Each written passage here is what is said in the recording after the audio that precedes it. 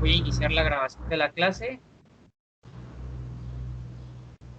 Sí, la clase comenzó a grabarse, chicos y chicas, y les comento.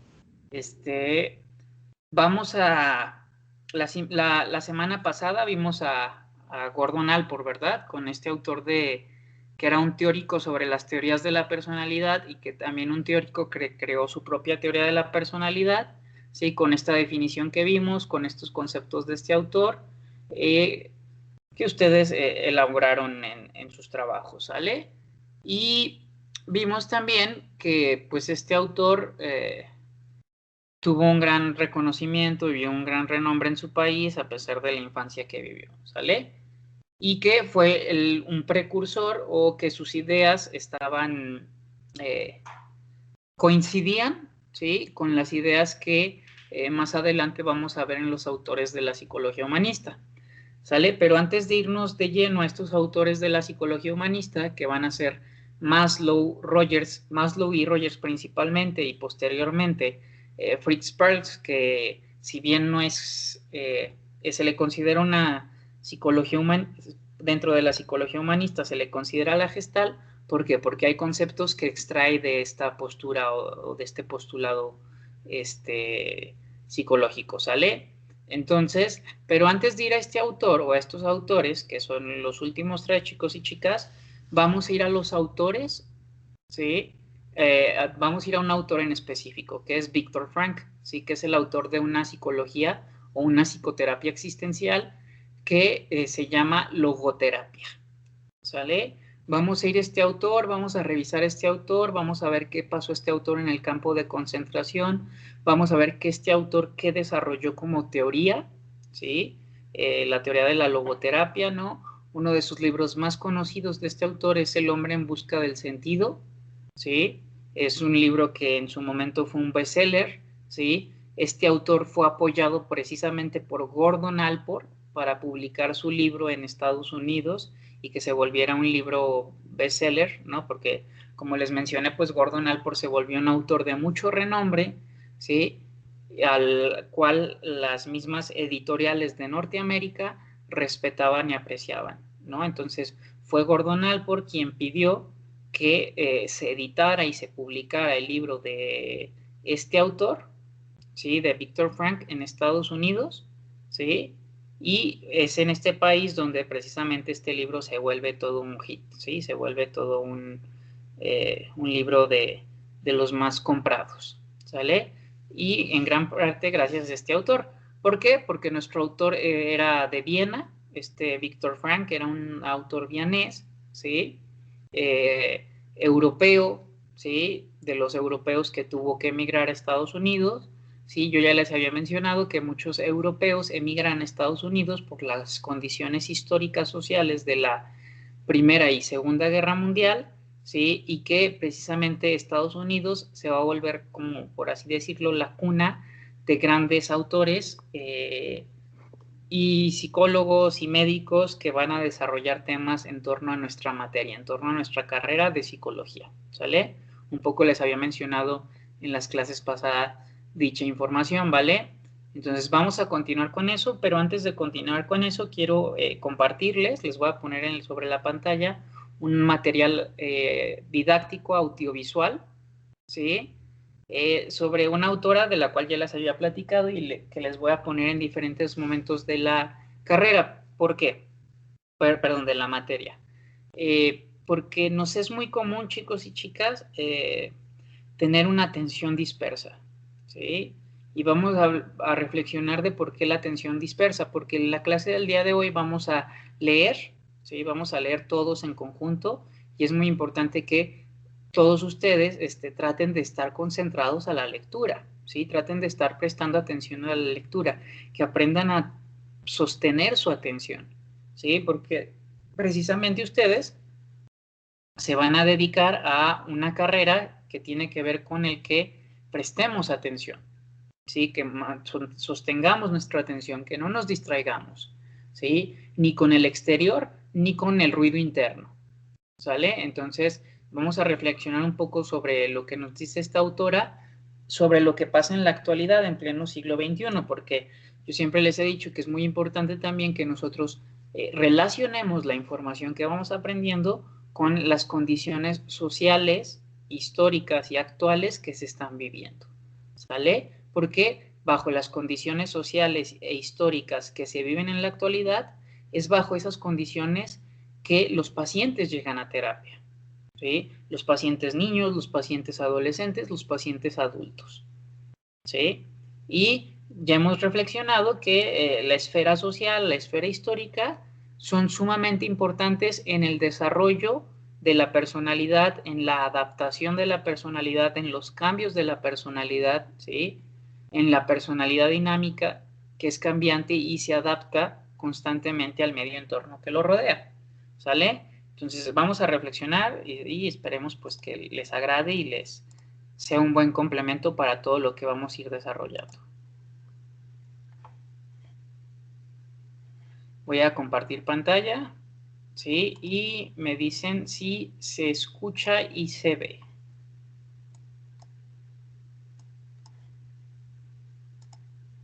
Mi nombre es Catherine Lecuyer, soy investigadora, divulgadora y autora de varios libros.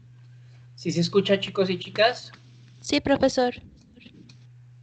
Ok, excelente.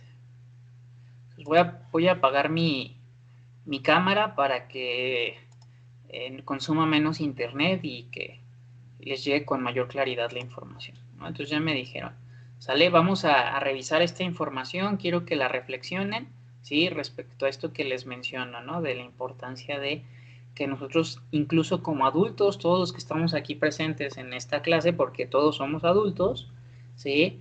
Que tanto también nos hemos visto perjudicados, ¿no? Respecto a nuestra capacidad de prestar atención o una atención sostenida, ¿sí?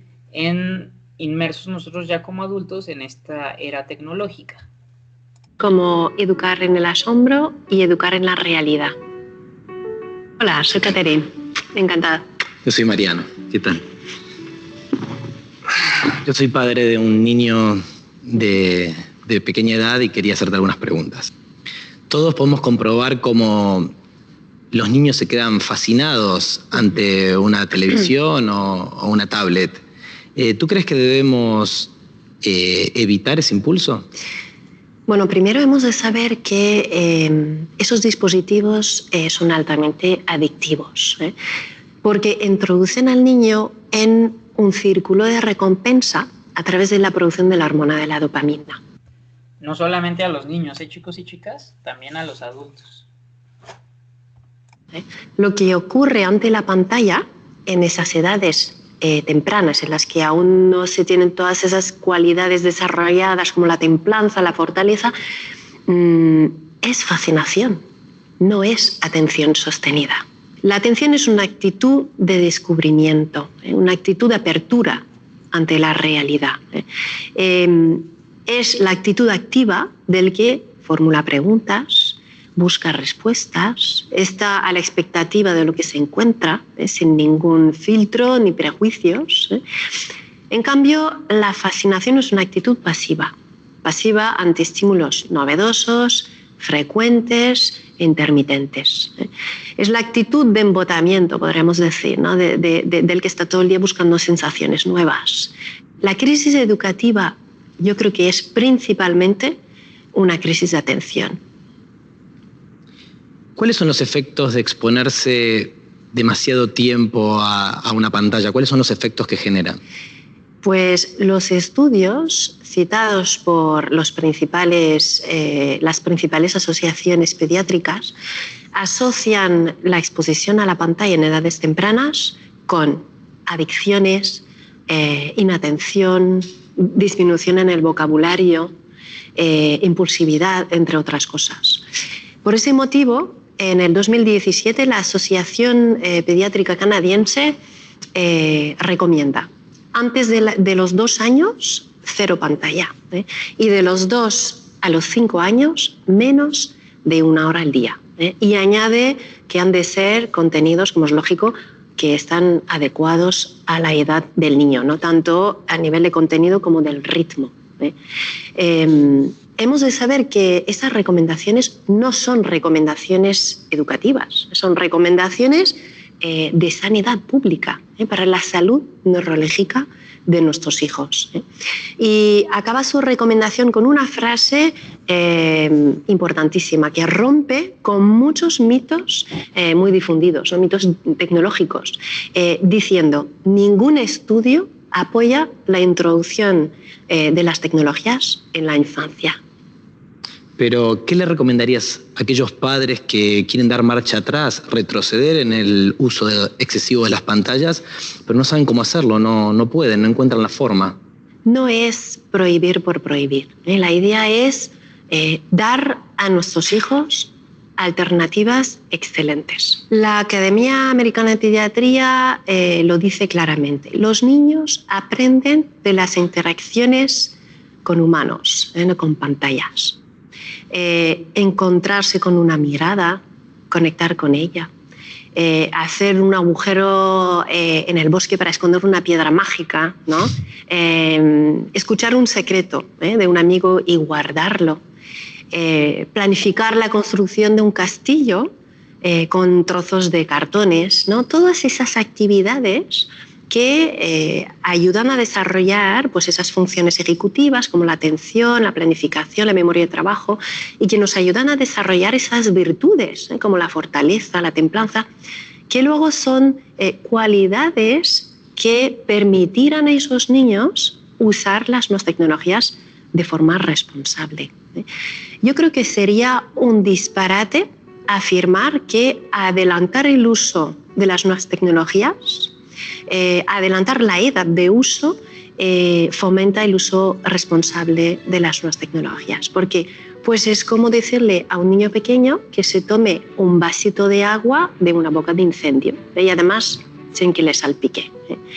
Yo creo que la mejor preparación para el mundo online es el mundo offline, el mundo real. Hola, Caterina. Hola. Soy Ana. Encantada, soy Caterina. Hola, yo soy Hola. Lucía. ¿Qué tal? ¿Vosotras pensáis que es posible hacer dos cosas a la vez? Claro, hay gente que yo creo que sí que tiene esa capacidad, pero luego hay gente que no, desde luego. ¿Podemos caminar a la vez que estamos pensando, por ejemplo? Sí, ¿Por sí, qué? porque eso está automatizado. Pero podemos, por ejemplo, hacer varias actividades que requieren procesar información, como por ejemplo escuchar una clase, tomando nota, viendo el WhatsApp o mirando las redes. Yo creo que no. O sea, yo por lo menos soy incapaz. Soy incapaz de concentrarme en lo que está diciendo el profesor o lo que sea y a la vez estar tomando apuntes y con el móvil al lado. O sea, incapaz. A mí me parece que es algo que puedes entrenar.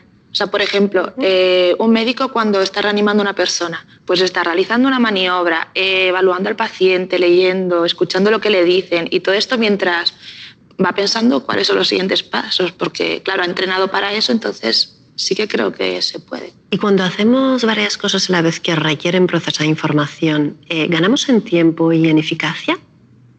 Hombre, claro, si haces dos cosas a la vez yo creo que sí que se gana en tiempo, pero yo creo que no es tiempo de calidad, o sea... Sí, igual más tiempo que eficacia a lo mejor. O sea, sí, eficacia. Pues lo que los estudios dicen es que cuando acumulamos actividades que requieren procesar información, lo que estamos haciendo en realidad no es hacerlas en paralelo, estamos oscilando, estamos pasando de una actividad a la otra. Por ejemplo, si tenemos A, B, C, pues enfocamos a, desenfocamos de A, enfocamos a C, desenfocamos de C. Y cuando estamos atendiendo A, tenemos B y C en la memoria de trabajo. Y claro, ante la avalancha de información uno necesita un criterio de relevancia, ¿no? Para poder decidir, pues esto es relevante, lo atiendo, y esto no lo es, no lo atiendo, ¿no?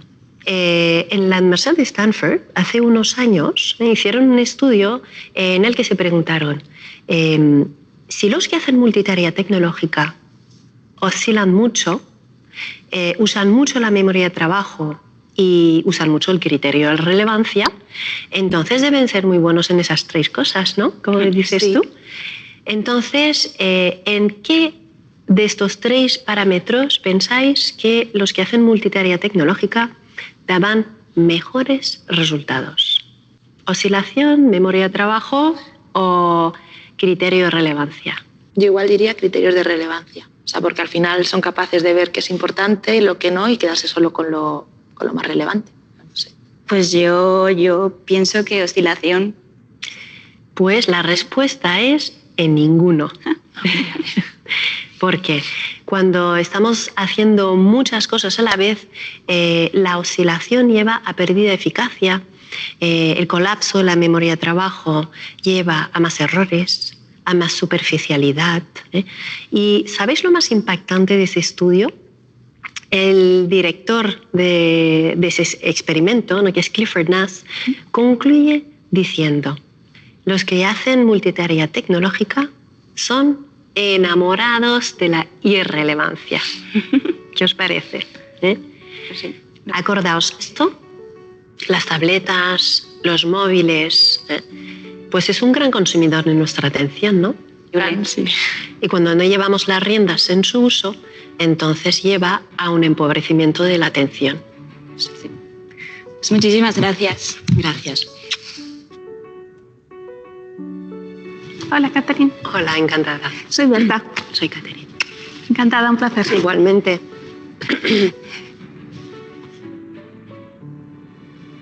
Soy directora de un colegio y me gustaría hacerte alguna pregunta. ¿Crees que hay una crisis de autoridad hoy en día?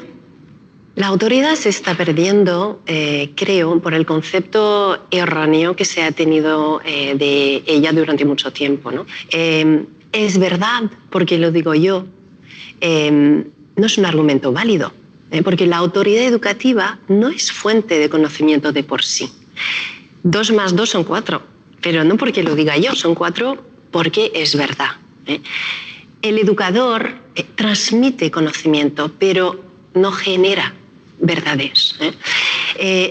Para tener autoridad verdadera, creo que un educador ha de saber soltar, ha de saber, pues, perdonar, ha de saber también pedir perdón.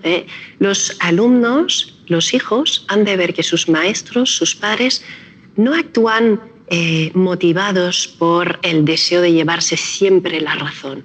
¿Por qué? Porque de eso nos podemos equivocar y seguir teniendo mucha autoridad. ¿Por qué?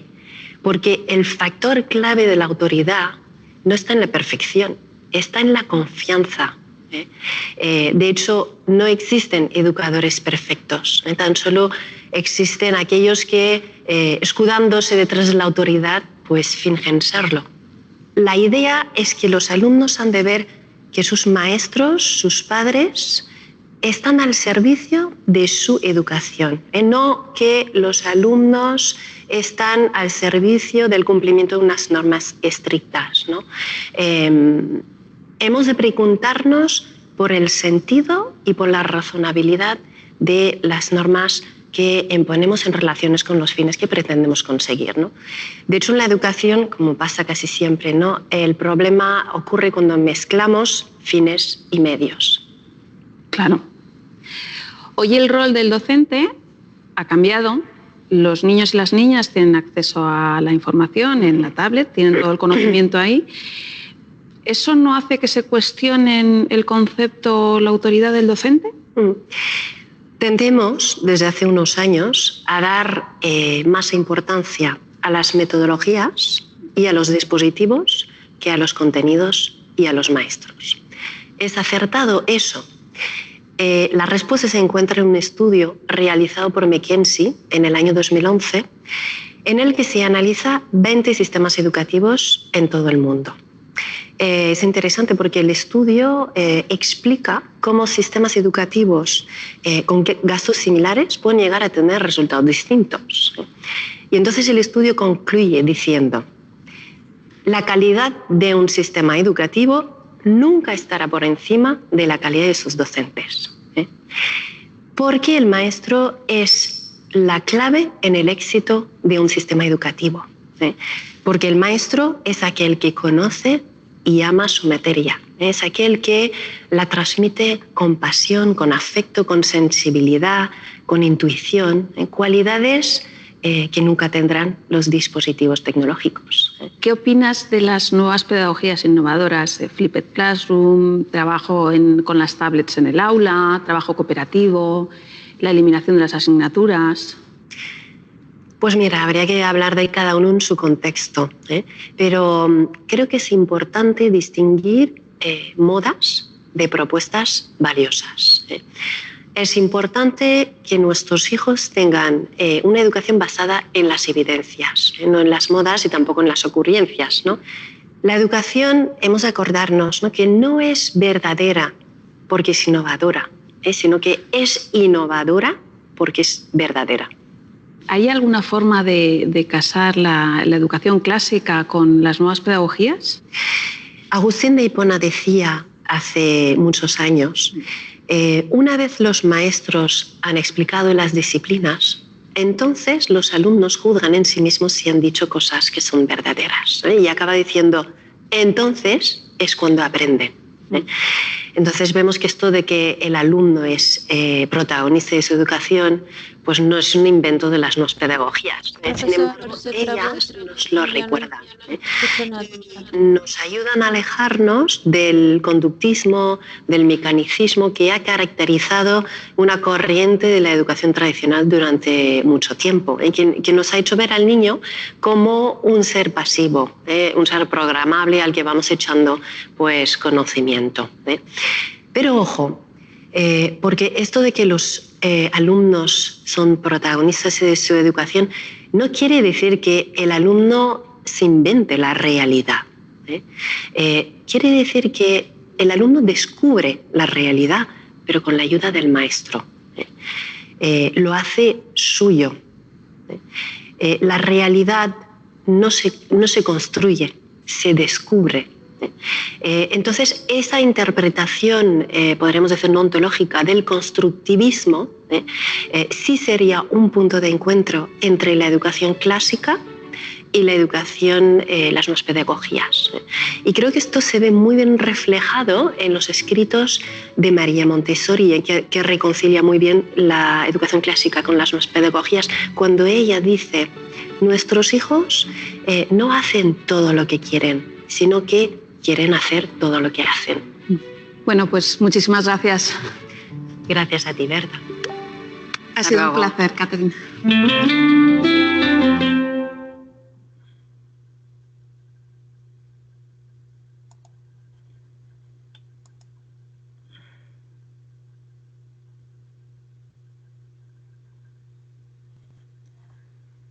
Muy bien, chicos y chicas.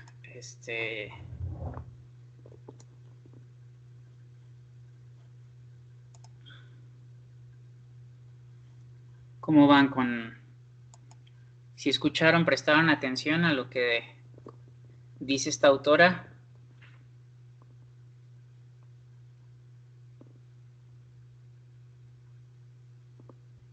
¿Siguen por ahí, chicos y chicas? Profesor, muy interesante. Seguimos. Sí, profesor. ¿Y cuál es su opinión de qué me pueden decir de esto que acaba de plantear esta autora, que además es una autora de nuestros tiempos? Sí, es una autora que si pueden tener oportunidad de leer, que compren sus libros, ¿no? Es muy interesante, ¿vale? Y se preguntarán, o no sé si se cuestionarán por qué les puse pues este video para comenzar como la clase. Les dije que ahorita vamos a hacer un ejercicio que implica que ustedes mantengan su atención y sobre todo que puedan cuestionarse o preguntarse si ustedes y su servidor pues no hemos sido también como víctimas, ¿no? Por así decirlo, o estamos inmiscuidos en esta muchas veces incapacidad para estar concentrados en una única acción, ¿no? Para prestar atención a algo con todo nuestro interés sin estar pensando en otras cosas o sin estar haciendo o queriendo hacer otras cosas al mismo tiempo, o que tanto los celulares, ¿sí?, las tabletas y las computadoras nos vuelven dispersos, ¿no? A todos y cada uno de nosotros, ¿sí? Suena paradójico porque, bueno, estamos tomando las clases en línea,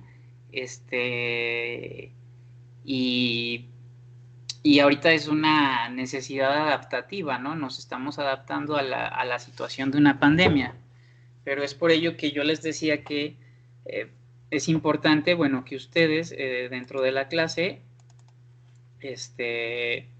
traten de participar, ¿sí? Traten de participar con su voz, ¿sí? Con su voz y a través de su cámara. ¿Por qué? Porque eso es lo más cercano que vamos a tener a la convivencia que se daba en el aula, ¿no? Que se daba en el aula sin la pantalla de por medio, ¿sí?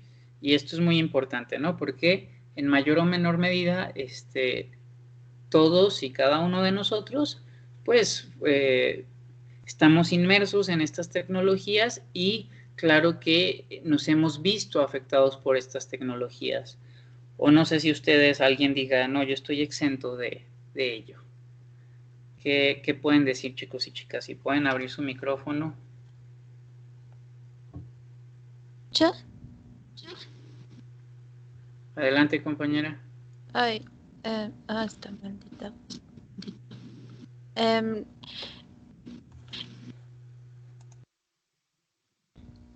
Es que no sé qué pasa. Lo que estaba diciendo fue que lo que usted dice de que tenemos que interactuar, de que tenemos que prender la cámara, hay a veces en que sí podemos y otras veces no, porque a veces el internet falla y tenemos, bueno, en mi caso yo tengo que estar escribiendo o a veces sí me deja tener o sí me deja abrir la de esta, ¿cómo se llama? El altavoz, o a veces no. Sí, está bien, compañera. Yo lo que les decía es que sería lo ideal cuando ustedes van a opinar o van a hablar sobre algo que estamos diciendo en la clase. Sí, que esto es lo que lo vuelve humano, interactivo, el que escuchemos las voces de los otros, de las otras, ¿no? El tono en el que cómo lo dice, la forma en cómo lo dice. No sé si ustedes se han dado cuenta que cuando participan desde el micrófono, pues las clases se han vuelto más interactivas, ¿no? Y todos en mayor o menor medida, daban sus puntos de vista y eso nutría, ¿no? Nutría, ¿por qué? Porque las compañeras y compañeros hablaban de sus experiencias personales en relación a la teoría que íbamos abordando, ¿sí? Fíjese, compañera Lady, esto que usted pregunta me suena muy interesante, y la cuestión es la siguiente, muchas veces se habla de, es que los niños de ahora no juegan, es que los niños de ahora solamente quieren estar en las iPads, es que los niños de ahora solamente esto o lo otro. Y lo dijo ahorita Catherine Lecuyer en el video, compañera, dijo, es que no se trata de prohibir por prohibir. O sea, al final del día, ¿quiénes les dan las tablets a esos niños?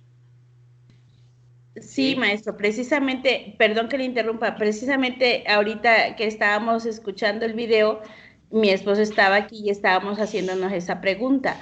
Y la conclusión fue efectivamente esa, o sea, le digo él, ¿sabes qué? Es que a veces los papás, o sea, honestamente lo voy a decir, por quitarse al niño de encima o no se le dedica el tiempo preciso. Yo tengo dos pequeños, bueno, tengo muchos pequeños, pero un pequeño sí usaba mucho el celular.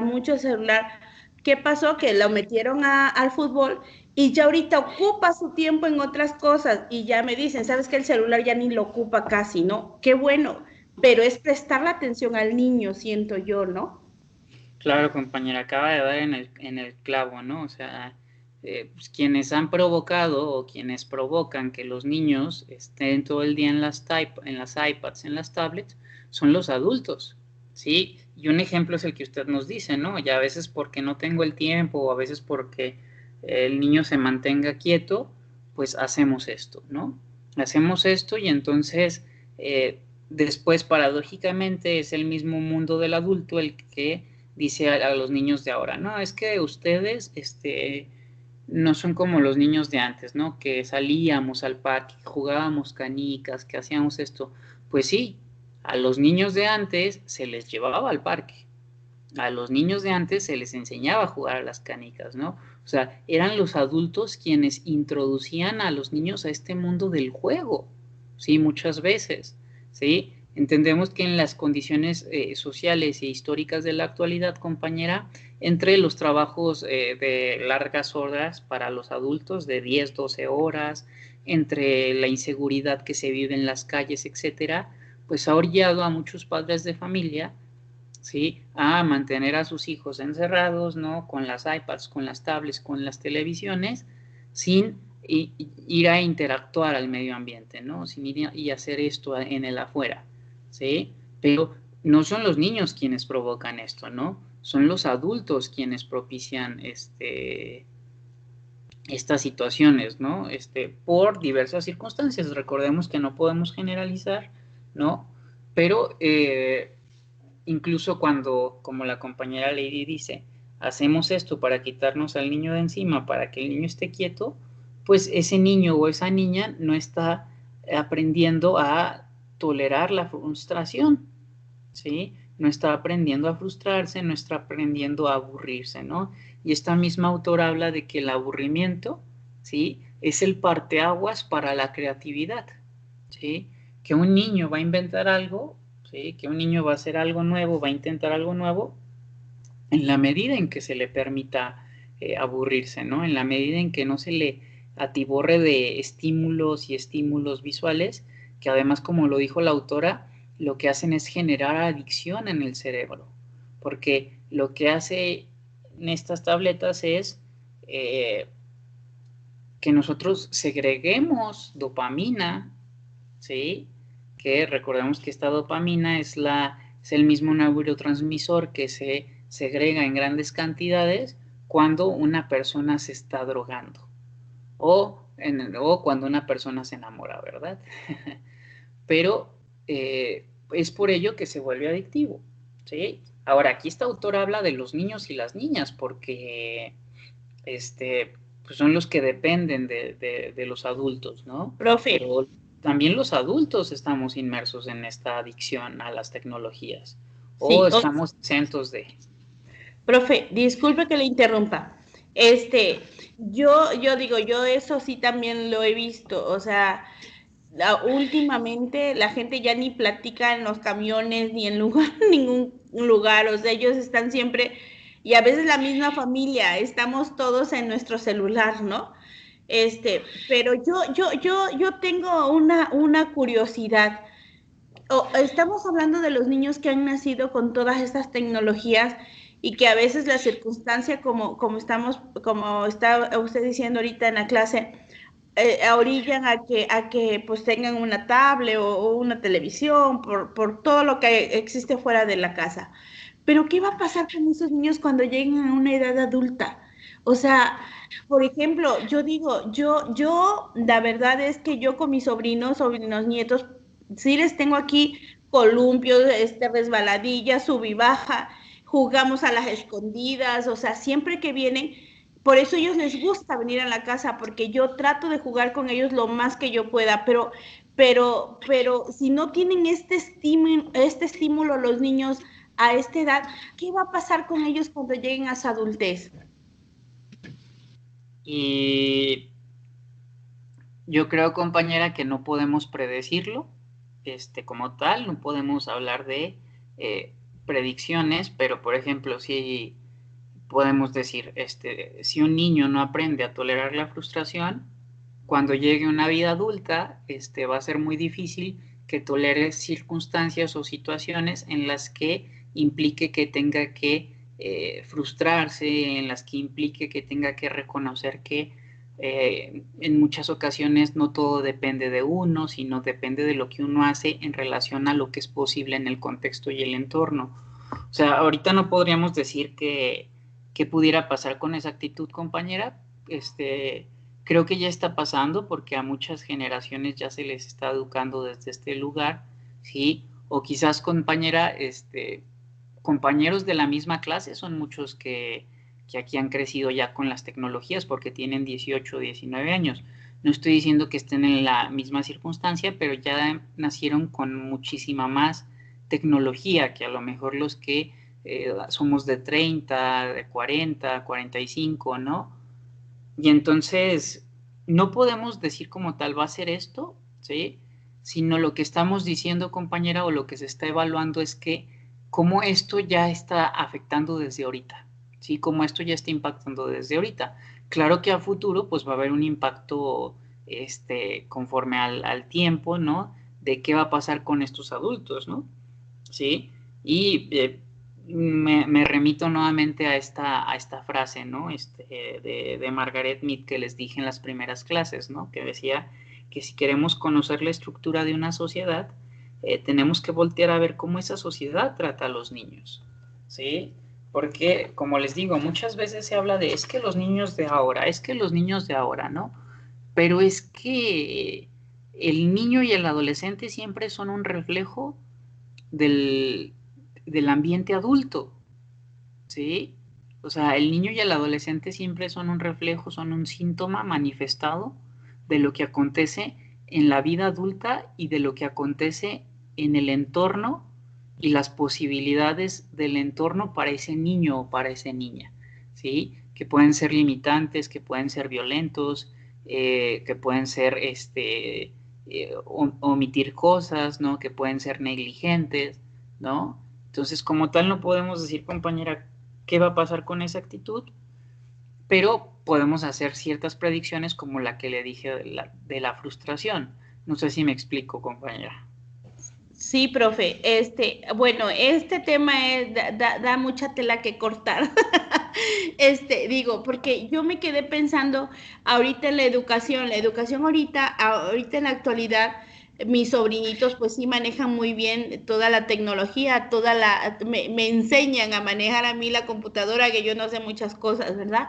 Pero, por ejemplo, también, o sea, desde las escuelas, desde el kinder y las escuelas, digo, anteriormente nosotros, o yo en mi tierra, en Veracruz, nosotros teníamos manualidades, nos enseñaban manualidades, nos enseñaban ¿cómo se llama?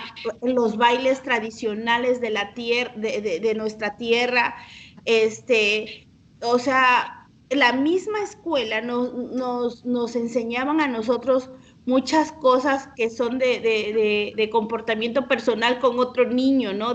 Para irnos haciendo grandes, digo yo. Y ahorita en la actualidad, esto ya casi yo no lo veo con mis sobrinos, ¿no? Y por ejemplo, eso estábamos platicando mi esposo y yo, le digo, mira, o sea, cómo en otros países hacen este tipo de estudios y por qué aquí en México no estamos viendo que se haga algo por nuestros niños, porque como usted dijo, y es cierto, o sea, los niños son reflejo de lo que hay en su casa y en su entorno, ¿no?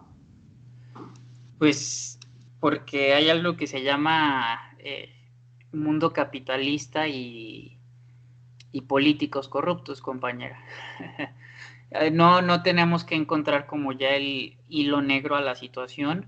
Y este video de Catherine Lecuyer y lo que usted está diciendo, compañera, es un refuerzo nada más de lo que dijo Boris Cyrulnik con el primer video que vimos iniciando las clases de este cuatrimestre, ¿sí? O sea, tenemos que ralentizar la educación. Catherine lo dijo, no tabletas. Boris Cyrulnik dijo que el niño salga a aprender a andar en bicicleta, ¿no? O sea, no tenemos que encontrarle el hilo negro a las cosas, ¿no? Las respuestas ya están ahí, ¿no? O sea, porque aunque seamos de diferentes culturas, todos los niños nacen siendo niños y siendo un ente biológico, un organismo vivo que está en formación, que va a ser moldeado por su entorno, ¿sí? Y aunque cada cultura vaya a dejar una huella de diferente manera, sí hay, como le diré, situaciones universales que tienen que ver con las reacciones fisiológicas que presentamos los organismos vivos a partir de la exposición a diferentes factores del medio ambiente o el entorno, como son las tecnologías, ¿sí? Entonces, imagínense, yo no sé qué tan fácil o difícil ha sido para ustedes estudiar en línea, Pero si ha sido difícil para ustedes estudiar en línea, ahora imagínense para un niño o una niña, ¿sí?, durar 4, 5, 6 o 7 horas frente a una computadora.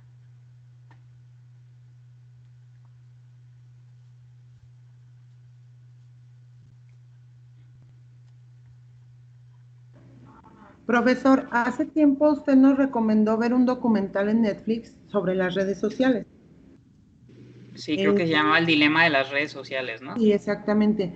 Bueno, en mi punto de vista, y digo mi punto de vista, creo que perdimos la noción de que los aparatos y los dispositivos son una herramienta de trabajo y empezamos a formarlos parte de nuestra vida, a tal grado de que uno como adulto sí nos facilita muchas cosas, pero llega un momento en que ya todo queremos hacer con los dispositivos. O sea, ya para comunicarnos el dispositivo, ya para preguntar por alguien el dispositivo, para los niños tenerlos en paz y sentados un ratito el dispositivo. Nos ha facilitado ciertas cosas, pero en otro aspecto nos está perjudicando enormemente. Lady decía ahorita, ella piensa a futuro qué va a hacer de esos niños. Yo no me voy tan lejos, yo lo digo ahorita, ¿qué está haciendo de esos niños? O sea, yo me fijo y ya no quieren estar en clase, no quieren trabajar, batalla uno para ponerlos a hacer tareas, porque si por ellos fuera el aparato les haría hasta la tarea. Y no, lo veo aquí en clase con nosotros, al principio pues sí prendíamos nuestra cámara, en su mayoría de los compañeros prendíamos la cámara, había esa interacción, a mí me encantaba ver a Norma en cámara y a Lady cuando nos enseñaba su terraza, y todo eso poco a poco se ha ido perdiendo. Cuando regresemos a aulas, me imagino que va a volver a ser esa parte de empezar a conectar con nuestros compañeros otra vez, a pesar de ya llevar un año juntos. Siento yo que los aparatos, más bien no es ralentizar, sino enfocarnos en darle al aparato el uso que deberíamos de darle y no más. Yo desde que vi ese documental, increíble, pero mi uso de las redes sociales de ser un 100% bajó a un 30%. O sea, digo, voy a tratar, si antes no lo necesitaba, ahora no creo que lo necesito para hacer mis trabajos, mis proyectos y punto. Se acaba la clase y adiós computadora hasta que hago mis tareas. Y trato de hacer lo mismo con el celular, pero ya es cuestión de cada enfoque que le dé cada persona. Sí, sí es cuestión del enfoque que le dé cada persona, compañera, pero recuerde que muchas veces el entorno jala, ¿sí? El entorno es poderoso, ¿sí? Y entonces las mismas condiciones del ambiente te orillan a eso, ¿no? Te orillan a tomar ciertas decisiones, ¿sí? Que en ocasiones es posible, desde la voluntad, como usted dice, hacer algo distinto, y en ocasiones son las circunstancias que rodean a las personas las que las orillan a continuar con este estilo de vida, porque es algo más complejo, ¿no? Es algo que va más allá de la voluntad y el libre albedrío de cada persona, ¿no? Sino que tiene que ver con que formamos parte de una red social, ¿sí? De una sociedad, de un ambiente, ¿sí? Que posibilita o que limita en muchas situaciones a los individuos de esa misma sociedad, ¿sí? Y que precisamente, compañera, el que usted externe esto, el que la compañera Lady externe otras cosas, la compañera Leslie, precisamente tiene que ver con esta parte del aprendizaje, que es que se cuestionen, ¿sí? O sea, lo dijo ahorita Catherine Lecuyer en el video, es que la importancia de la educación no tiene que ver con una verdad absoluta que venga y traiga el docente a la clase, ¿sí? No que con esto que el docente comparte en el aula, el alumno o la alumna se lo cuestionen, ¿sí? Se lo pregunten, y es ahí donde el aprendizaje surge, ¿sí? Por eso es que yo no comparto esta idea de que las personas no se conecten a las clases y que solo hagan trabajos, porque la interacción es crucial para el aprendizaje, ¿sí? El acto de aprender tiene que ver con la interacción con el otro, ¿sí? Con el otro que me escucha, con el otro que me retroalimenta, con el otro que me explica, con el otro al que le cuestiono, ¿no? Y entonces eso vuelve a la comunicación algo circular, no lineal, No solamente Así es, es siempre para escuchar allá. opiniones y qué piensa la otra persona nos abre puntos de vista más amplios, nos da puntos de vista más amplios e incluso a reconocer errores o equivocaciones o cambiar de opinión. Eso es bueno. O aprender a vivir con pensamientos distintos al tuyo, compañera, también. Sí, así es, maestro. Por eso esto forma parte de la interacción.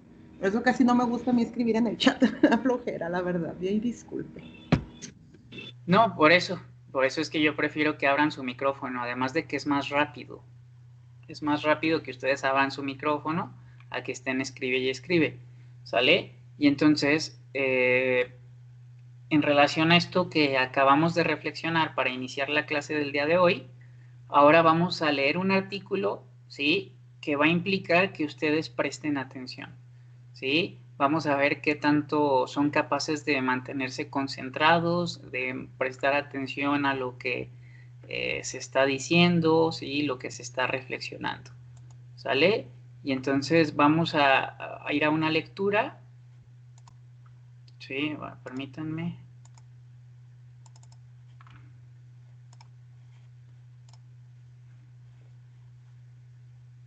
Sí, me dicen, ¿sí se ve en su pantalla?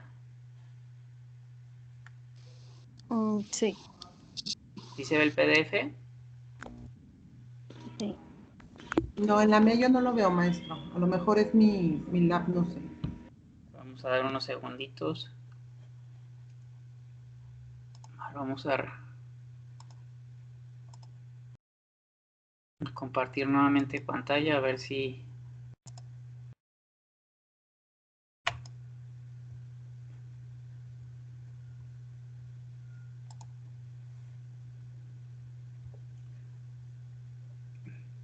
Cerré el compartir pantalla y lo volví a abrir, chicos y chicas. ¿Cómo van? ¿Sí les está apareciendo? Yo sí la veo. Yo también. Sí, profe, sí se ve. Ok, ¿sale? Entonces, bueno, los que no puedan visualizarlo, presten mucha atención a esta lectura, ¿sale? Vamos a iniciar la teoría de la personalidad de la logoterapia de Víctor Frank, chicos y chicas, ¿sale? Con esta lectura de el prefacio del hombre en busca del sentido, ¿sale?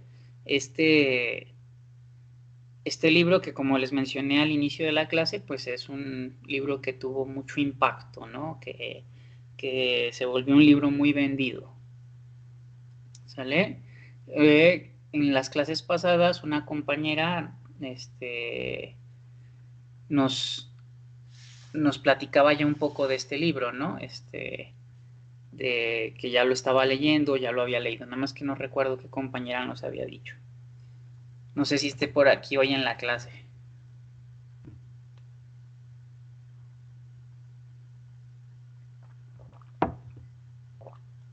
Ah, sí, fue usted, compañera Shirley, ya me acordé, ¿sale? Entonces vamos a recordar. Voy a empezar yo con la lectura y les voy a pedir a cada uno de ustedes que nos acompañen con la lectura en lo que vamos comentando y explicando este prefacio, ¿sale? Este prefacio va a ser muy importante de comprender, entender y leer, chicos y chicas. Se los voy a pasar también por el Skype, porque nos va a ayudar mucho a entender la vida de nuestro autor, ¿sí? De nuestro autor y cómo vamos a relacionar la vida de nuestro autor con el desarrollo de su teoría, ¿sale? Entonces vamos a comenzar, ¿sale? Traten de prestar atención. Antes que comience, no se puede hacer un poquito más grande. Es que yo casi no veo y ya me puse mis lentes. A ver, ahí voy.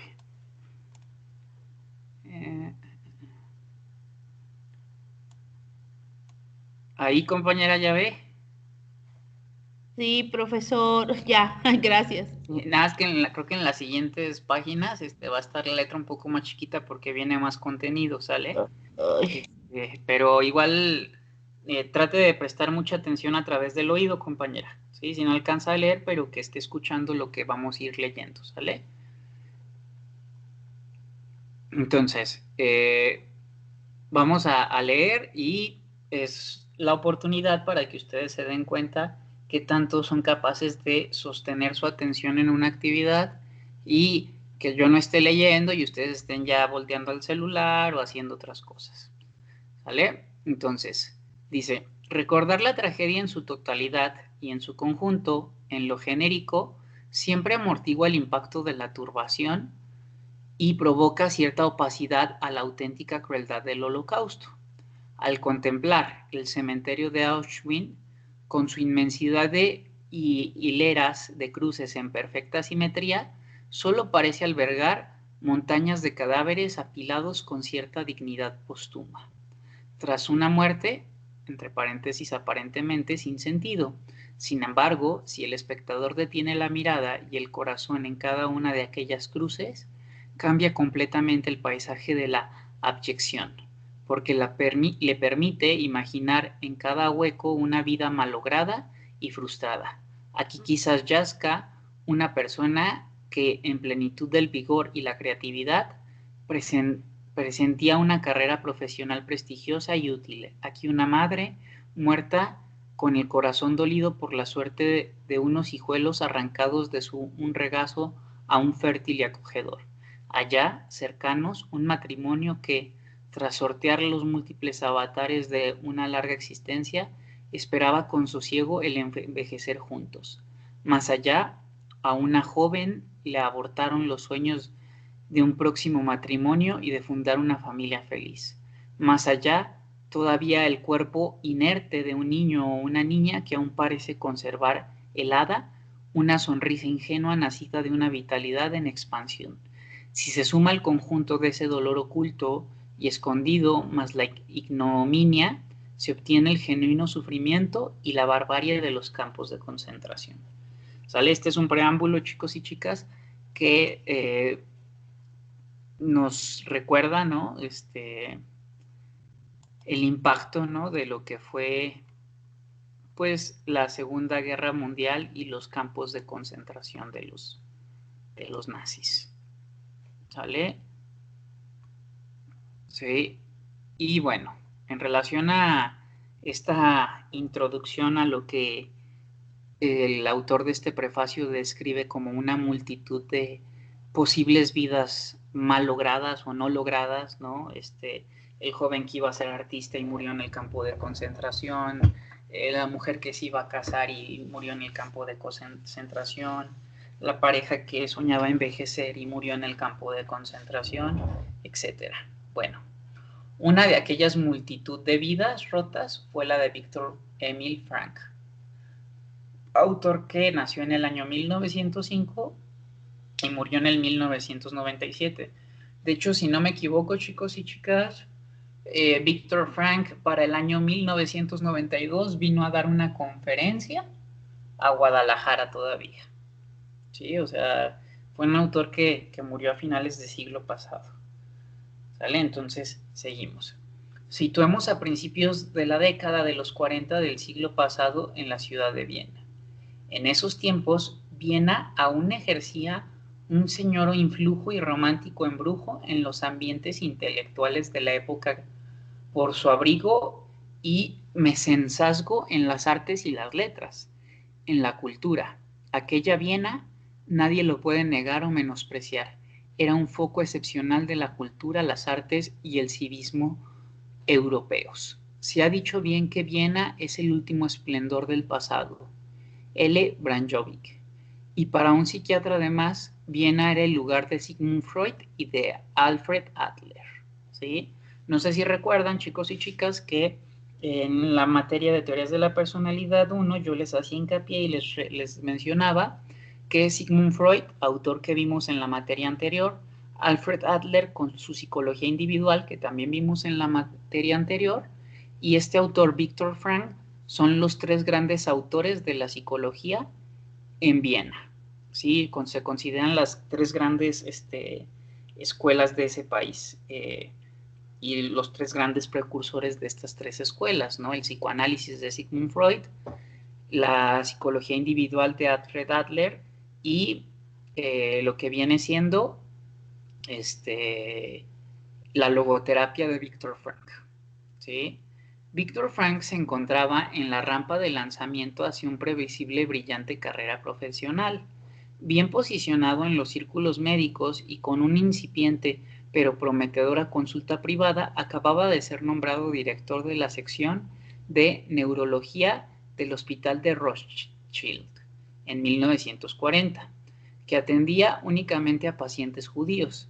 Aceptar ese nombramiento significaba a todas luces un desafío y una temeraria audacia, pues ya arreciaba la persecución nazi. Todavía resonaban en los cenáculos los psiquiatras en medio de censuras y alabanzas, los ecos de las apasionadas disputas y controversias de aquel joven médico con las autoridades del momento, Freud y Adler. Esos desacuerdos que conducían a una crítica superación del psicoanálisis y sus aportaciones personales para ofrecer una psicoterapia rehumanizada. Los recogió en un manuscrito recién finalizado y ya en fase de encontrar editor. Esa obra reunía y comprendía el estudio y la experiencia clínica de casi 2 décadas. El ámbito de lo personal lo cubría un gratísimo, afectuoso y sereno ambiente familiar, de una familia de origen judío. A ese ambiente acogedoramente hogareño de siempre, se unió a la feliz boda con la joven Tilly Krosner en diciembre de 1941. La paz y el sosiego personal y familiar chocaban frontalmente con la situación de encrucijada social que se vivía en la calle. Bueno, aquí tenemos, chicos y chicas, que se habla de que Viktor Frankl pues debatía con Freud, ¿no? Sus postulados teóricos y empezaba a desarrollar lo que venía siendo su propia teoría, ¿sale? Entonces, bueno, otro gran intelectual. La paz y el sosiego personal y familiar chocaban frontalmente con la situación de encrucijada social que se vivía en la calle. Recuerden, chicos y chicas, que para los años 40 ya estaba todo este movimiento de los nazis en las calles, ¿no? Entonces, la invasión nazi provocó una aguda agitación social y política, y en lo cotidiano creó un clima de miedo y zozobra. Los judíos se desenvolvían bajo el terror de la angustia y el futuro cercano se prestigiaba aterrador. Ya había comenzado abiertamente la destrucción de sinagogas y el encarcelamiento, el confinamiento y la deportación de la población judía. Los Franks, al comprender lo dramático de la situación, intentaron encontrar alguna solución. La única alternativa sensata parecía la huida. Estela, la hermana de Víctor, escapó a Australia. Su hermano intentó a la desesperada una salida hacia Italia como refugiado político, pero sus movimientos fueron descubiertos por los servicios de seguridad y lo confinaron con su familia en el campo de Auschwitz y allí murieron. Viktor Frankl consiguió un visado para emigrar a los Estados Unidos. Ese visado, además de eludir la persecución nazi, le brindaba la oportunidad de desarrollar y defender sus teorías psiquiatras en un marco de mayor resonancia científica y cultural, pero sus padres no lograron proveerse de una documentación que presentara alguna garantía para no correr el riesgo inminente de ser encarcelados o deportados. Además, ancianos ya y sin la ayuda de ningún hijo, se quedarían ciertamente desvalidos. ¿Sale? Entonces, esta es la situación de la familia de nuestro autor, y nuestro autor se encontraba frente a la posibilidad, chicos y chicas, de emigrar a Estados Unidos con papeles sin ningún problema. ¿Sale? La situación de sus padres planteaba a Viktor Frankl o a Víctor una difícil disyuntiva, una grave duda de conciencia. ¿Debería atender a sus padres o proseguir una esperanzadora carrera? ¿Asegurar su reciente matrimonio o ayudar a su familia en su incierta suerte? El visado ofrecía un camino exitoso en lo profesional y en lo personal, pero en Viena quedaba el inminente y seguro riesgo de la deportación de sus padres en un campo de concentración. ¿Sale? Y entonces recordemos, chicos y chicas, que este autor, lo vamos a ver, pues es un autor que nos habla de el sentido, ¿sí? Del sentido que nosotros damos a las decisiones que vamos tomando a lo largo de nuestra vida, ¿sí? Cómo de esas decisiones nos impactan, nos afectan y cómo las, por así decirlo, las organizamos para darles un sentido, ¿sí? Para darles una lógica, una razón de, ¿sale? Desconcertado e indeciso, salió a caminar un rato con la intención de solucionar el dilema, de irse a Estados Unidos y dejar a sus padres o de quedarse con sus padres y arriesgar todo lo que había hecho hasta el momento, tanto profesionalmente como en su reciente matrimonio. El vagar errante le condujo hasta la Catedral de San Esteban, mientras en el interior se escuchaba música de órgano. Le pareció un lugar propicio para reflexionar. Permaneció aproximadamente 1 hora, sosegado por la paz del ambiente, pero con un íntimo desasosiego. No veía manera de encontrar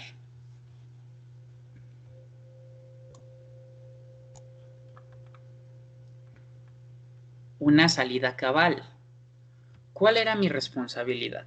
¿Ocuparme de mi obra o cuidar de mis padres? En un momento así, uno siempre espera una señal del cielo. Regresó a casa con una pesadumbre. Al entrar, observó un pequeño pedazo de mármol sobre el aparador. Se dirigió a su padre. ¿Qué es esto?, le preguntó. Esto lo he levantado hoy de un montón de escombros, allí donde antes se encontraba la sinagoga que han quemado. El pedazo de mármol es una parte de las tablas de los mandamientos. Si te interesa, puedo decirte también de cuál de los mandamientos es el signo en hebreo que se encuentra ahí grabado, porque solo existe un mandamiento que lo lleva como inicial. ¿Cuál es?, le insistía mi padre, dijo Frank. Entonces me dio la respuesta. Honra a tu padre y a tu madre para que vivas por mucho tiempo en la tierra. Así que me quedé en la tierra, junto a mis padres, y dejé vencer el visado. ¿Cómo vamos, chicos y chicas, hasta aquí? ¿Atentos? Más que atentos, está muy interesante, profesor. ¿Qué tal con la decisión que tomó nuestro autor? Pues sí, fue difícil de que él tomara una decisión o otra, pero tomó la buena. Bueno, no podemos saber si fue la buena, compañera. Vamos a esperar a ver qué significó para este autor esta decisión. ¿Sale? Recordemos que nosotros no podemos establecer si algo es bueno o malo como terapeutas, ¿sí? Solamente podemos acompañar en el proceso al otro a que el otro descubra si esa decisión genera malestar, bienestar, etc. ¿Quién más, chicos, chicas? ¿Les impacta esta decisión que tomó de quedarse, de no irse?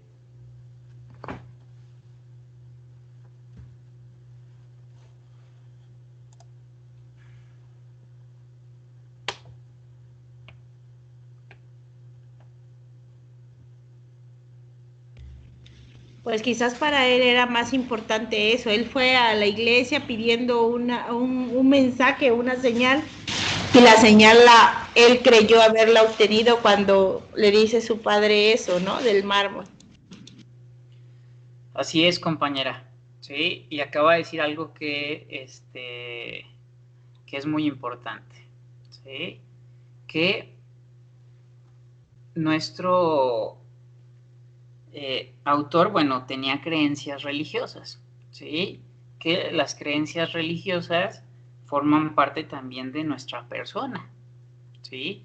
Lo que nosotros creemos forma parte de lo que nos conduce hacia la vida también, ¿sí? Como también lo mencionó nuestro autor en las diapositivas de la clase pasada, ¿verdad? Entonces, ¿por qué les menciono esto? Porque nosotros como terapeutas, chicos y chicas, lejos de considerar que una religión es buena o mala para un paciente, tenemos que hacer un análisis en la terapia, ¿sí?, sobre si la religión a nuestro paciente es un recurso, ¿sí?, en su propia vida personal, o sea, es algo, su religión le ayuda como un recurso personal, o es algo que le genera conflictos, ¿sí? Eso es muy importante, ¿no? Lejos de lo que nosotros consideramos o creemos como lo que es la religión adecuada, ¿sale? Eso es muy importante tener a consideración. Entonces, continuamos. Nuestro autor dejó caducar el visado para los Estados Unidos y sucedió lo previsible. Unas semanas después, la familia Frank fue deportada al completo. En Austin se separó de su mujer Tilly, de la que nada supo a lo largo del cautiverio. De su madre se despidió en el campo de Turdenstein al prestigiar una indefinida separación. Con un adiós reverente la pidió la bendición. Nunca olvidaré cómo ella, con un grito que le brotaba de lo más profundo de su ser y que solo pudo calificar de fervoroso, dijo: sí, sí, yo te bendigo, y luego me dio la bendición. Unos días antes presenció la agonía y muerte de su padre en el mismo campo de Turdenstein. Con 81 años de edad, totalmente desnutrido, los síntomas del edema pulmonar se acentuaron. Víctor Frank, como médico, le notó la dificultad respiratoria extrema anterior a la muerte. En ese momento, para aliviarle el angustioso dolor, a modo de cuidado paliativo, le inyectó una ampolla de morfina que consiguió esconder de contrabando dentro del campo. Fue casi al amanecer, antes de partir para los trabajos forzados, cuando se entabló el último y escueto diálogo.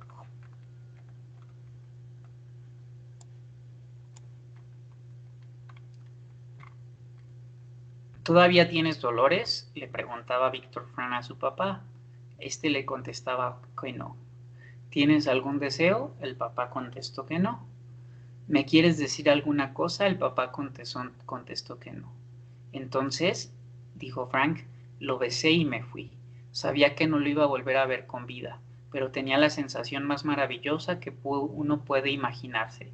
Había hecho lo mismo, lo mío, permaneciendo en Viena por mis padres, acompañando hasta la muerte y evitando un sufrimiento mortal innecesario a mi padre. En breve tiempo se separó de los suyos y nada más al ingresar perdió el libro que abarcaba su largo quehacer profesional. Sucedió de una manera brusca y brutal, como era habitual en Austin. Rompieron el manuscrito en sus mismas narices, acompañado de soeces improperios. Unos minutos después de este hiriente incidente le obligaron a deshacerse de sus ropas y a cambio recibió los harapos de un prisionero que había sido enviado a la cámara de gas, nada más poner los pies en la estación de Auschwitz. En vez de las muchas páginas de mi manuscrito, encontré en un bolsillo de la chaqueta que acababa de entregarme una sola página arrancada de un libro de oraciones en hebreo, que contenía la más importante oración judía del Shema Israel. ¿Cómo interpretar esa coincidencia, sino como el desafío para vivir mis pensamientos en vez de limitarme a ponerlos en el papel? En otras palabras, experimentó en su interior que todavía más importante que la publicación de la obra era realmente vivir, sufrir o morir según el espíritu que alentaba aquel libro. De ese modo, con ánimo de prueba, como muestra de la autenticidad de su psicología, encarnó la dura experiencia de soportar el tormento de un campo de concentración que él mismo denomina experimentum crucis. Alcanzando este punto, bien conviene interrumpir la narración de los hechos para formular un comentario pertinente. Uno de sus biógrafos, Alfred Lange, hace un especial hincapié en el posible peligro de desvirtuar la figura de Frank sin enfatizar en demasía los hechos heroicos que jalonaban su vida. Más allá de toda veneración que merezca como hombre y de todo el respeto que pueda sentirse por su contribución humana y científica, Frank no debe de ser eximido de la discusión crítica. Debe ser inteligible para nosotros, comprender, tangible, y también debe poder llegar a ser piedra de escándalo y de contradicción. En este modo, su vida y su obra seguirán vivas entre nosotros y no estarán a las alturas de un pedestal ajenos a la vida cotidiana, inalcanzables, expuestas solo al polvo de la historia.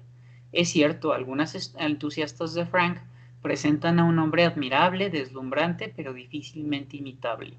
Su vida heroica y excepcional se aleja tantísimo de las existencias comunes y normales que ni transmite ni contagian ganas de vivir.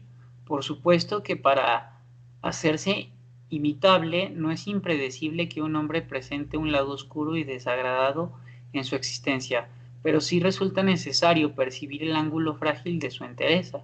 Rastreemos en este ángulo frágil para hacer de Frank un admirable e imitable. Bueno, esto que reflexiona, chicos y chicas, aquí en este párrafo, sobre lo que cita sobre este autor, la persona que hace el prefacio, es que es importante que nosotros, aunque admiremos a Frank, ¿sí?, seamos capaces de hacer un análisis crítico de su teoría, ¿sí? O sea, que nos cuestionemos su teoría, no por el simple hecho de que sea admirable todo lo que este hombre vivió y sobrevivió, que no podamos posicionarnos en una actitud que promueva la crítica de lo que viene siendo, pues, su teoría. ¿Sale? ¿Quién nos acompaña ahora con la lectura? ¿Sí? Me dan oportunidad de agarrar saliva. Yo, profe. ¿Sí? Ok. No es preciso desvelar algunos acontecimientos y decisiones de su vida que a cualquiera de nosotros nos gustaría que nuestros amigos cubrieran con el velo del silencio. Nos basta y nos sobra con su sincera confesión a Haddon Klimberg, otro de sus biógrafos, reconociendo que en la juventud sufrió una larga crisis de nihilismo existencial y que no en todas las temporadas de su vida vivió de acuerdo a sus principios. Nada más ingresar en Auschwitz, tras el incidente de la ruptura del manuscrito, le invadió la amarga sensación de que nada suyo le sobreviviría, ni un hijo físico ni un hijo espiritual. Esa turbadora sensación, más el presentimiento de las atrocidades por venir, lo arrastraron hacia la idea del suicidio como liberación. Sin embargo, a pesar de ese desplome del ánimo,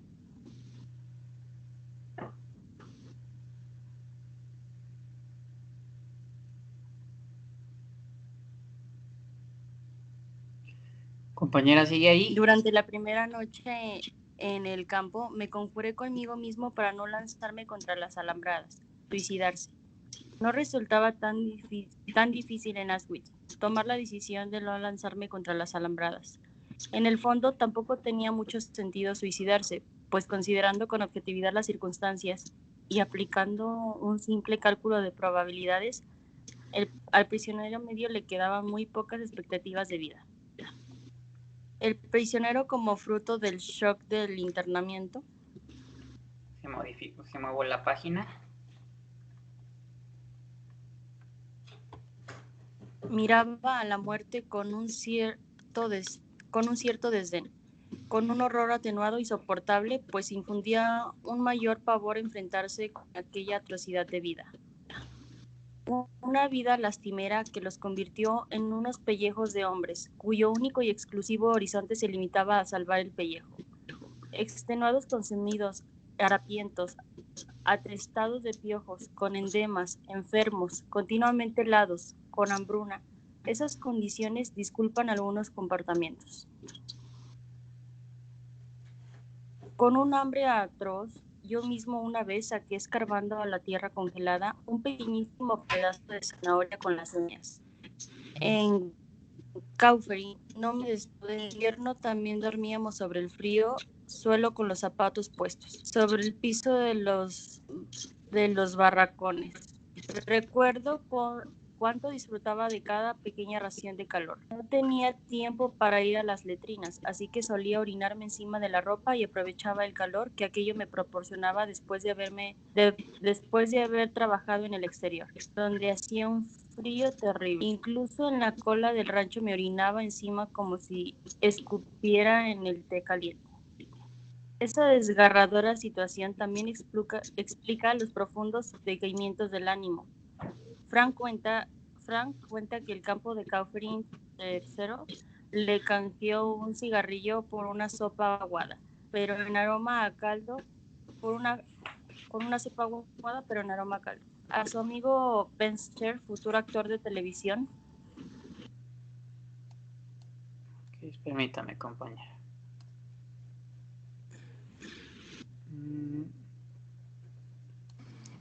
Permítame.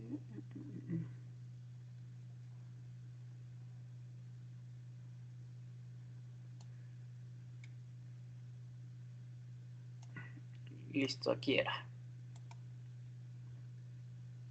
Adelante, compañera. Mientras le tomaba sorbos, me hablaba insistentemente tratando de convencerme de que superara el estado de pesimismo que padecía en esa época. Este era un sentimiento básico que pude observar en otros prisioneros y que llevaba irrevisiblemente el autoabandono y en mayor a menor tiempo a la muerte. Otra vez la desesperanza, con la muerte como escape, inundó el psiquismo de Viktor Frank, y tiempo después reconoció que Scher en aquella ocasión le salvó la vida. Y otra vez se sobrepuso. Es más, todavía aletargados en su interior, le quedaron arrestos suficientes para reconstruir el manuscrito perdido el día de ingreso en Auschwitz. Sucedió cuando se encontraba en el pabellón de enfermos de tifus del campo de Turkheim. La alta fiebre podía provocar delirios y sucumbir al delirio. Profe, se me está acabando la pila. Voy a por mi cargador. Ok. Si gusta, nada más termina este párrafo y va por su cargador, compañera. Ok. Era señal inequívoca de una muerte cercana. Para intentar sustraerse a los delirios, aprovechando la excitación febril y el agudo estado emocional, Frank luchaba por permanecer despierto y durante 16 noches punteaba en unos diminutos trozos de papel, a oscuras y taquigráficamente las palabras claves de aquel libro confiscado por los guardias de Auschwitz. Esperaba que aquellas notas le sirvieran de guión para rehacer el libro si alguna vez era liberado. Gracias, compañera. Entonces, lo que la compañera va por su cargador y ahorita alguien más nos apoya con la lectura. Fíjense, esta información que le quitaron al entrar a Austin, chicos y chicas, era el recopilado de quizás 15 o 20 años de trabajo. Imagínense, ¿no? Tiempo después, muere su padre también, ¿no? Muere su madre, ¿sí? Sí, perdió el visado a los Estados Unidos, ¿sí? Llegó a pensar en el suicidio este autor, ¿no? Por todo lo que vivió en el campo de concentración, ¿sí? Se orinaba en los pantalones para poder sentir calor, ¿sí? Era un acto de supervivencia, ¿no? ¿Sí? Y como este autor hace énfasis que aquellos que se dejaban vencer era cuando la desesperanza, ¿sí?, inundaba sus almas, ¿no? Y aquellos que seguían esperando, esperaban la posibilidad de que algo pudiera cambiar, fueron los que se sostenían para seguir, ¿no? Para mantenerse, para estar, ¿no? A pesar de las condiciones tan desfavorables, ¿sí? Vayan viendo qué les va pasando, chicos y chicas, qué sensaciones, qué emociones les genera esta lectura, este prefacio, ¿sale? ¿Cómo vamos con la lectura? ¿Estamos atentos, concentrados? ¿Estamos en la clase? Sí, profesor. Ay, sí, profe. Ok, ¿quién nos ayuda a leer ahora?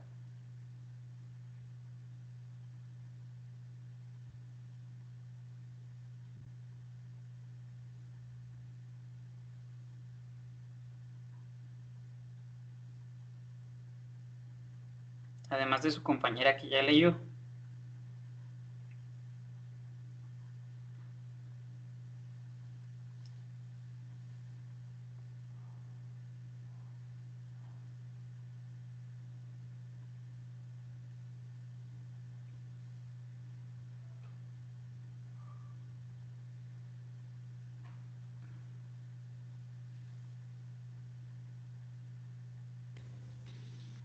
A ver, profe, voy a ver si alcanzo a leer lo más que yo pueda, porque la letra está muy chiquita y ya me puse mis lentes. A ver. La liberación llegó, ay, ándele, la liberación llegó el 20 de abril de 1945, pero con la ansiada liberación no acabamos los sufrimientos. Se encontraba físicamente exhausto, psicológicamente quebradizo y necesitaba un cierto tiempo para cruzar el tránsito y hacia una vida normal tras los varios años de tensión almacenada y reprimida.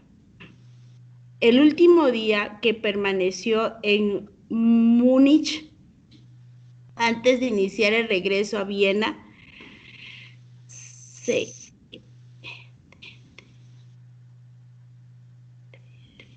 enteró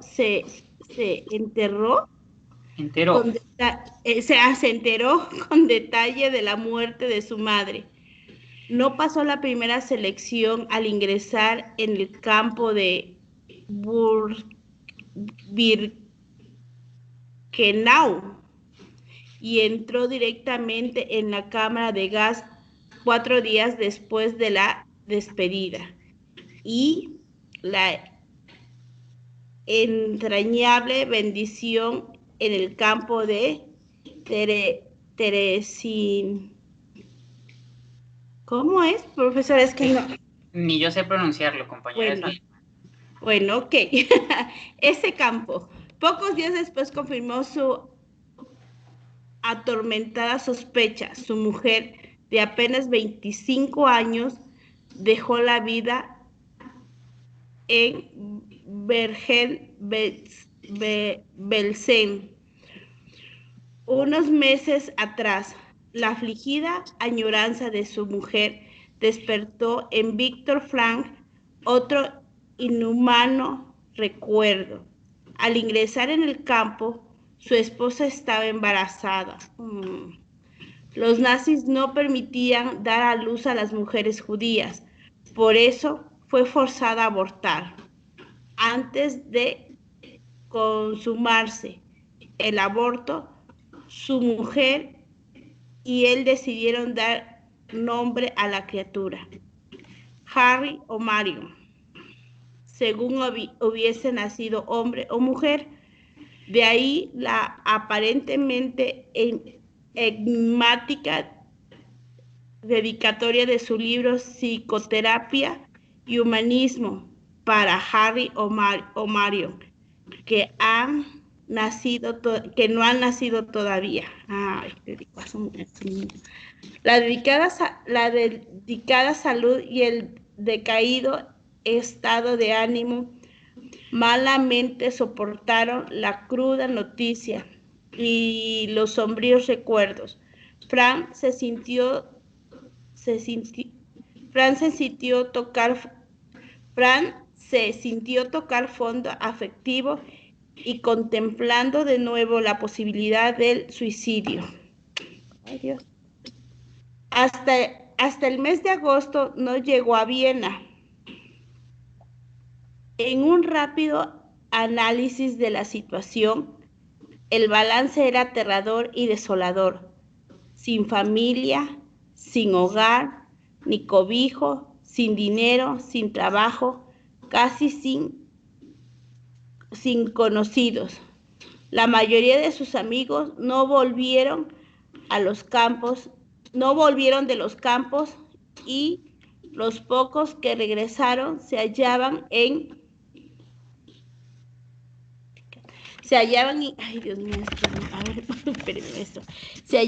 idénticas condiciones de precariedad.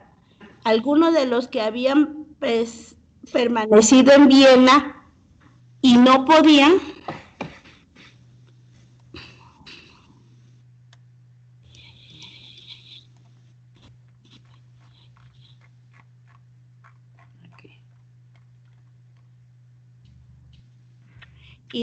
tenerle una mano. Empezaban a caer en desgracias por su pasado pronazi Nada tenía, tan solo la sombría pesadumbre de la soledad más absoluta.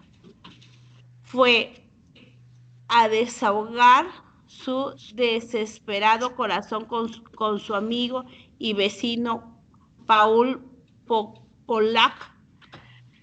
Con él, al contarle la muerte de sus padres y de su esposa, la pena contenida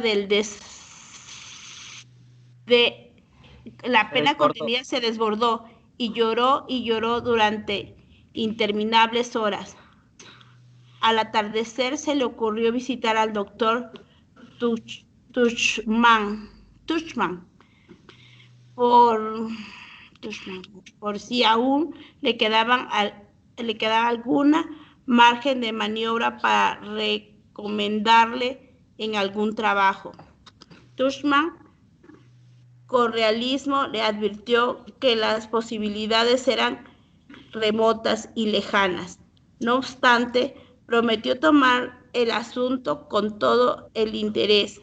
Frank se derrumbó de tal forma que otra vez le rondó como mosca pegajosa la idea del suicidio, o al menos se aferró al sueño nostálgico de una pronta muerte espontánea. A pesar de todo, decidió posponer el suicidio hasta terminar el libro que intentó reescribir en Auschwitz, ¿no? Sí. La tarea resultó más sencilla de lo previsible porque Paul Polak guardaba la copia del manuscrito de Frank. Le había entregado que Frank le había entregado en custodia, junto a otros útiles y recuerdos familiares, la noche anterior a su deportación. Ay, mira. Entre aquellos apuntes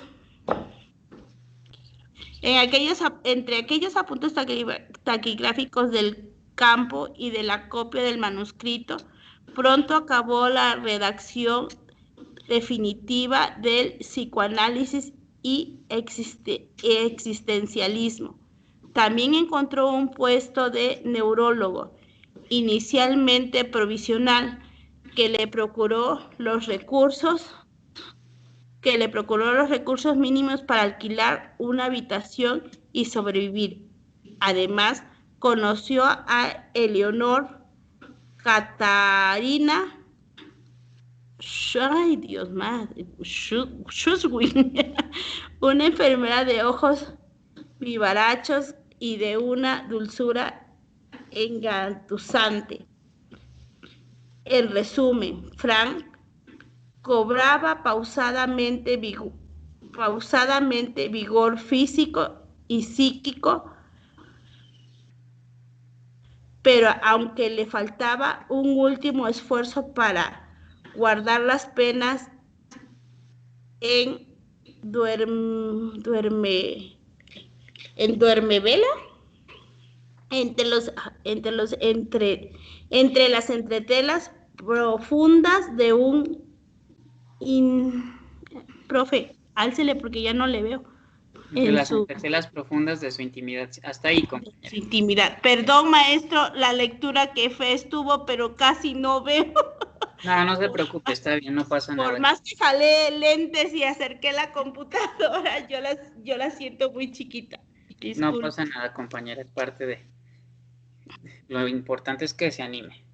Entonces, fíjense, chicos y chicas, hasta aquí vamos viendo, ¿no? Que pues, todo lo que pasa con este autor, ¿no? Lo fuerte que es regresar o sea, ya sobreviviste, ¿no? Ya estás con el estrés postraumático de todas las atrocidades, de ver morir a tu gente, de cómo fuiste maltratado en los campos de concentración, de el hambre, las neumonías que pasaste en los campos de concentración. Y entonces llegas ahora a una Viena, ¿sí? Con muchas personas en las mismas condiciones que nuestro autor, ¿no? Sin posibilidades de trabajo, ¿no? Con las puertas cerradas, con mucha destrucción, mucha pobreza tras lo ocurrido con el nazismo, ¿no? Entonces, esto fue muy complicado, ¿no? Fue muy complejo para nuestro autor, ¿no? Que, como lo mencionamos, o lo leyó su compañera, pues en varias ocasiones, tanto en los campos de concentración como al salir de los campos, rondó por su cabeza la posibilidad de acabar con su vida, ¿no? De acabar con su sufrimiento, ¿sí? Porque cuando hablamos del sufrimiento, cuando hablamos del suicidio, chicos y chicas, ¿sí? Lo que hablamos es de que no es que la persona no quiera vivir, es que la persona quiere acabar con el sufrimiento que le provoca el vivir, ¿sí? Y esto es crucial, ¿sí? Las personas que se suicidan no es que se quieran morir, es que el dolor, el sufrimiento que tienen es tan insoportable, ¿sí? Que deciden tomar esta decisión, ¿sí? La compañera Shirley, bueno, veo que están escribiendo en el chat, no había visto el chat por estar aquí en la pantalla de la lectura. Dice aquí, entraría una resiliencia o sentido de vida, ¿no? A pesar de estas situaciones, y yo terminando su libro y encontró en alguien ayuda, en este caso Paul. Efectivamente, compañera, la resiliencia solo se puede construir en la medida en que el ambiente social ayuda, ¿sí? En la medida en que el otro no me invisibiliza, en la medida en que el otro no me ignora, no pasa por alto mi dolor, no es indiferente entre mi malestar y mi dolor, ¿no? Entonces, en la medida en que se van tejiendo, se van formando o forjando lazos sociales, ¿no? Se van haciendo tejidos sociales, es más fácil sobreponernos a las circunstancias, ¿no? Como este hombre buscó apoyo, se desahogó con unos compañeros, etcétera. ¿Sale? Entonces, seguimos avanzando. ¿Sale? ¿Quién nos ayuda ahora con la lectura? ¿Quién más no ha leído, chicos y chicas?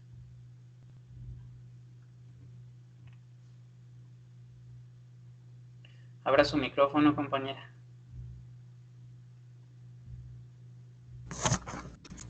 ¿Sí me escucha, profesor? Sí. Si no me equivoco, es desde El éxito del psicoanálisis. Ok. El éxito del psicoanálisis y el existencialismo, 3 ediciones en el mismo año, y una casi irrefrenable necesidad de catarsis emotiva y vivencial. Animaron y empujaron a Frank a liberar las recientes experiencias vividas en los campos de concentración, recogiéndolas en un escrito. Conviene retratar la escena. Debemos retroceder a una Viena sumida en la pobreza y afanada en la tarea de la reconstrucción, de diciembre de 1945. Frank vive en una habitación con unos pocos muebles cochambrosillos, luz escasa y con las ventanas cerradas con tablones, a falta de cristales, con la salud aún... Profesor, ¿le baja, por favor? Sí. Ay, Dios. Con la salud aún por recomponer por el deterioro del cautiverio y con la afectividad a flor de piel. En un estado de intensa emoción por lo cercano de la traumática experiencia y la fuerte conmoción por la pérdida de sus seres más queridos, recorre con pasos rápidos la habitación de extremo a extremo y trabaja a un ritmo frenético, formulando y reformulando las frases con minuciosidad monacal hasta dar con la palabra correcta y adecuada. Por turnos, 3 mujeres transcriben taquigráficamente aquel torrente de pensamientos dictados por Víctor Frank. Tan solo se paran cuando cae rendido e impotente en una silla, sollozando y sollozando. Las taquígrafas respetan discretamente aquella erupción de emociones y sufrimientos. En 9 días la obra está concluida. ¿Hasta ahí o le sigo? Adelante, compañera, sígale. La historia de ese libro es sorprendente y apasionante. Apareció por primera vez en 1946 con el título... Uy, no sé qué dice ahí. Un psicólogo en un campo de concentración. Ok. La primera edición de pocos ejemplares se vendió con soltura. A tenor de las ventas enseguida se publicó una segunda edición, pero esta vez no obtuvo el eco esperado y la mayoría de los ejemplares acabaron en saldos o en la guillotina. Frank habló con su editor Deutig sobre ese sonoro fracaso. Deutig, para animarle y también para mostrarle los itinerarios caprichosos de ciertos libros, le contó el azaroso camino del hito del psicoanálisis, la interpretación de los sueños, que también pertenecía a su fondo editorial. En 1900 se había publicado una primera edición de 1000 ejemplares. 100 se habían destinado a reseñas y por tanto solo 900 ejemplares habían salido a la venta. Estos habían tardado en venderse 10 años. En un primer momento el libro no había tenido éxito comercial, pero se ve que a los lectores les había gustado el libro y ellos mismos lo habían promocionado de boca en boca. A pesar de la decepción de la publicación en alemán, la obra de Frank se tradujo al inglés con escasísimo éxito. Entre 1955 y 1959, bajo el título Desde el campo de la muerte al existencialismo. Solo vendieron unos cientos de copias hasta el punto que Bacon Press lo catalogó como un libro enfermo, lo cual significa en el argot editorial que se trataba de un libro sin posibles lectores. Con esos antecedentes, el profesor Gordon Allport, en 1961, pidió a Gavin Starr, director de la... Ahí entra ya nuestro otro autor, ¿verdad? Director de la Bacon Press, que se hiciera cargo nuevamente de la publicación del libro. A regañadientes, el Bacon Press consideró prudente no enfadar a su autor estrella, porque en aquellos tiempos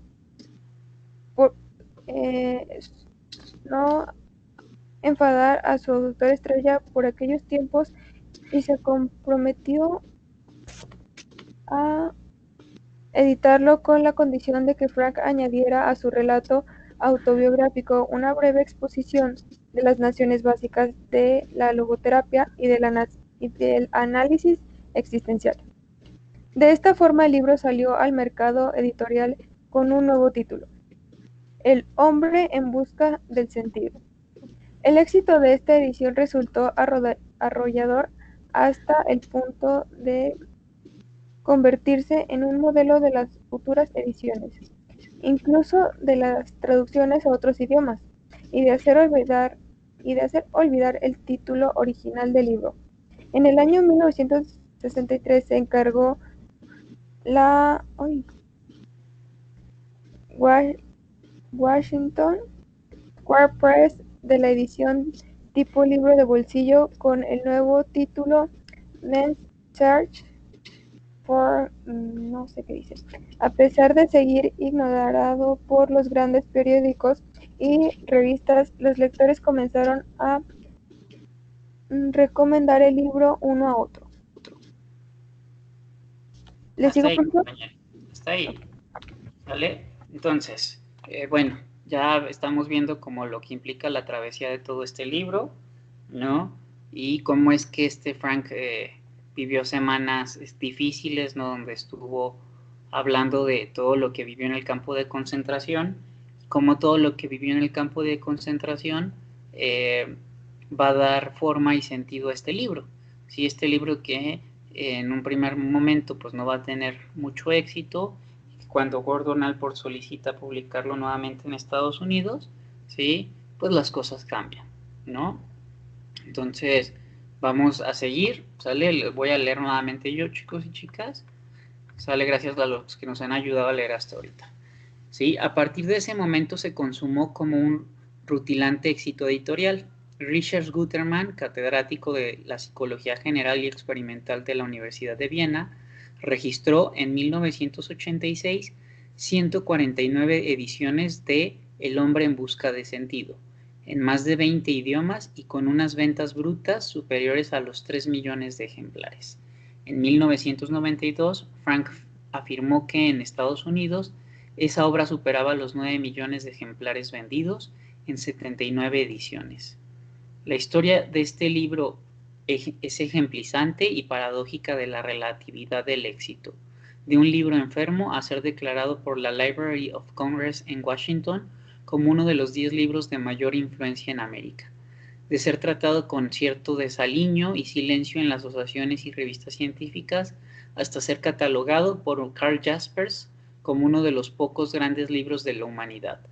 Una opinión similar ya había sido aventurada por el profesor Allport en el prólogo de aquella primera exitosa edición. Recomiendo calurosamente esta pequeña obrita, decía Gordon Allport. A ver aquí. Sí. Por ser una joya de la narrativa dramática centrada en torno al más profundo de los problemas humanos. Su mérito es tan literario como filosófico y ofrece una preciosa introducción al movimiento psicológico más importante de nuestro tiempo. Aquella, quizás las últimas palabras, supongan más una liginosa merecida que un juicio científico. No obstante, justo es reconocerlo. El hombre en busca del sentido merece ser incluido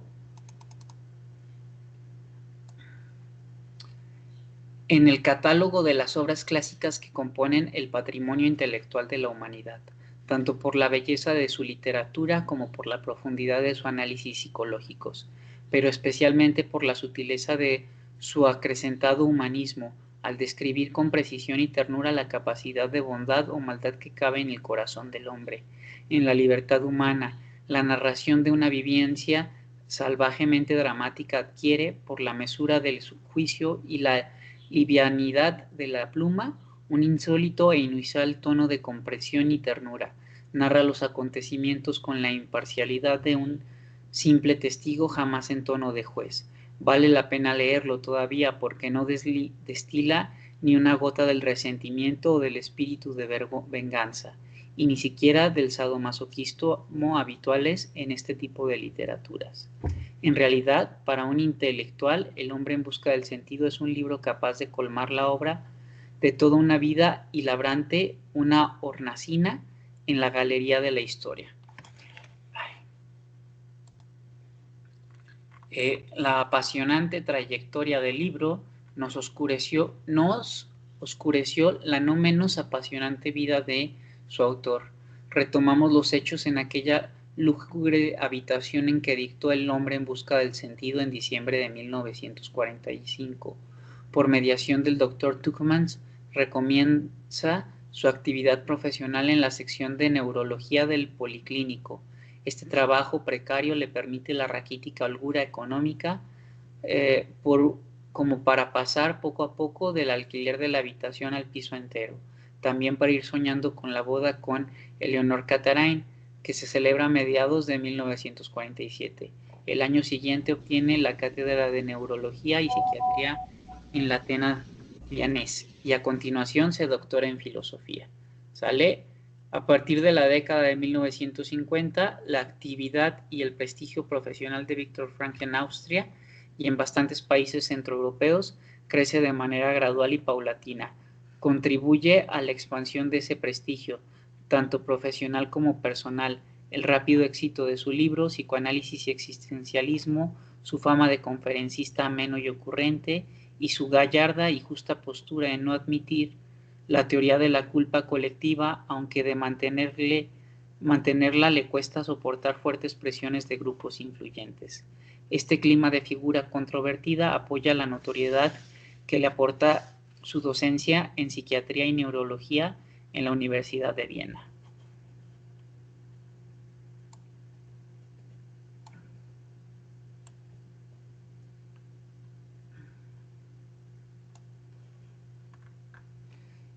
A ver si es aquí.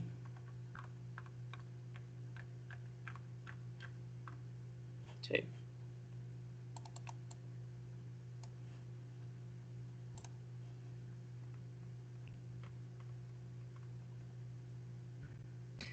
En la década de 1960, el nombre de Viktor Frankl adquiere resonancia mundial, tanto a nivel científico como de aceptación por parte del gran público. Esa explosión de su figura se debe, entre otros factores, al seminario que imparte en la Universidad de Harvard, 1961, sobre los fundamentos antropológicos y la práctica y técnica clínica de la logoterapia, aceptando la invitación del profesor Gordon W. Allport. El proceso de la invitación a ese seminario esconde una historia de amistad sincera. Frank tenía por costumbre enviar en deferencia a su antigua amistad y magisterio un ejemplar de todas sus publicaciones. A Rudolf Alex, exiliado en los Estados Unidos, Alex jamás contestaba a estos envíos. Sin embargo, remitía esas publicaciones al profesor Allport, que en aquellos momentos gozaba de una inimitable prestigio nacional e internacional. Permítanme.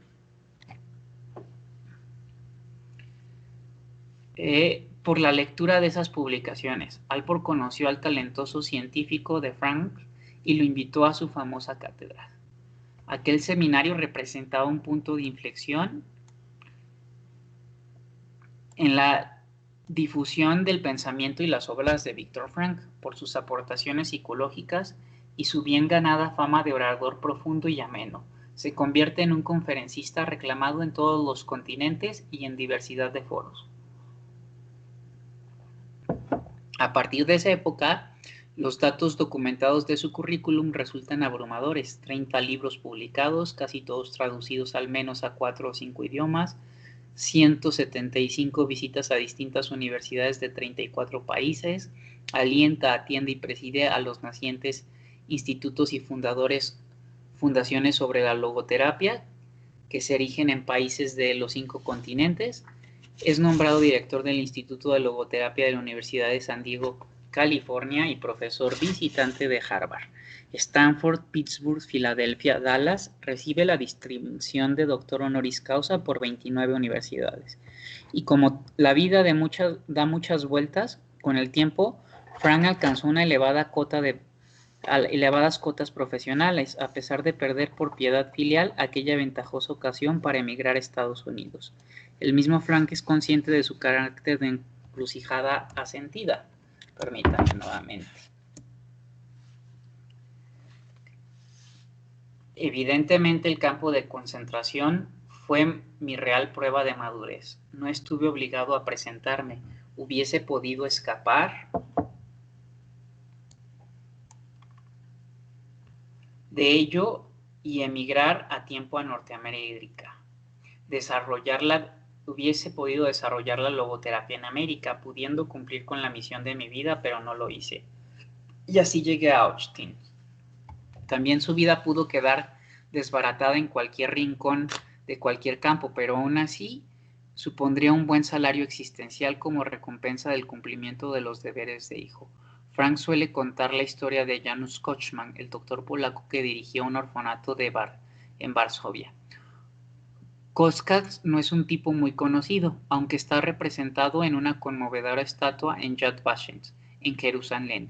En 1942 deportaron a sus huérfanos al campo de Tichman y a Koskan le ofrecieron la opción de quedarse.